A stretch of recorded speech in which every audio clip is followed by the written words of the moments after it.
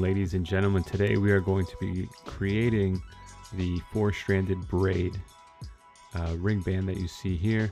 Overall, came out very clean and very nice, but just like any other braid, the beginning's always the hardest part. So I cut out 4 strands, of course, 12 inches in length of half round 22 gauge. I used gold wire here, and then I'm going to tie them at the end with a piece of copper wire or whatever else you have laying around. So now the hard part. So we're going to do a split like this, and the third wire from the left. Okay, we're going to lift up and bring it over the wire next to it on the left, and then under the furthest wire. Now it's going to get even harder. Okay, so we're going to lift the third wire from the left again over to the right and over the right wire, right? That's actually pretty easy. So now we have the 2 wires in the middle, and now we're going to take that left wire, move it under the wire on the right side, so now it's parallel to the furthest wire, and then take that last wire in the middle and move it left, just like that, keeping your wires nice and tight, nice and straight. Keep all your bends the same size so that the final product comes out very clean. So now we're going to take that furthest right wire, bring it to the middle next to the other 2 wires. Okay, this is where it gets easier. Now the pattern gets easier. We're going to lift that wire in the middle of the 2 on the right, and we're going to swing that left wire in between or under the wire you just lifted up and over the next wire, so that it's now sitting next to the furthest right wire. Okay, and then what you're going to do, the wire that you lifted up on the left side, you're just going to bring it back down and straighten it out. Make sure it's nice and tight, make sure it's clean, make sure everything's flat. And so far so good. So that was the hardest part.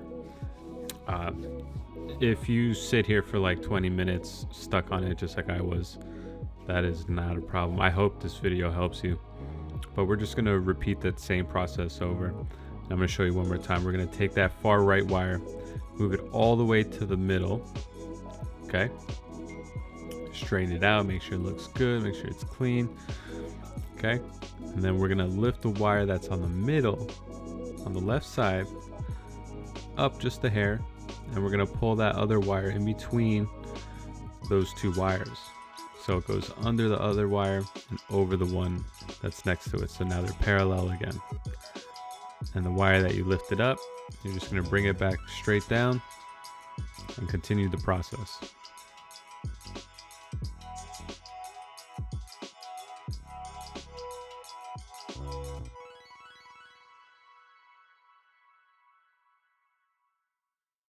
So now for the internal part of the ring band, I used 5 pieces of 22 gauge copper wire, 10 inches in length, 22 gauge half round silver, about 24 inches. I made this a really small ring.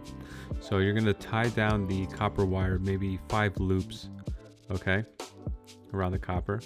And then you're going to put the braid on top of the copper wire, do 2 loops around that, okay, and then you're going to repeat that process until you have the desired length that you would like. And I used my finger as a measurement to decide whether I have enough or not. So you don't have to clip the excess here. I've been doing that as of recently, but just leave it on there because you can reuse it and it'll just makes more sense. But clip the excess off the other side, and now we're gonna shape it on our ring mandrel.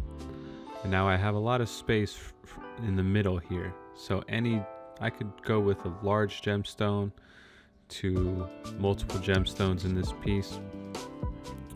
And what we're gonna do is take some, see, this is where you don't have to cut the 22 gauge wire.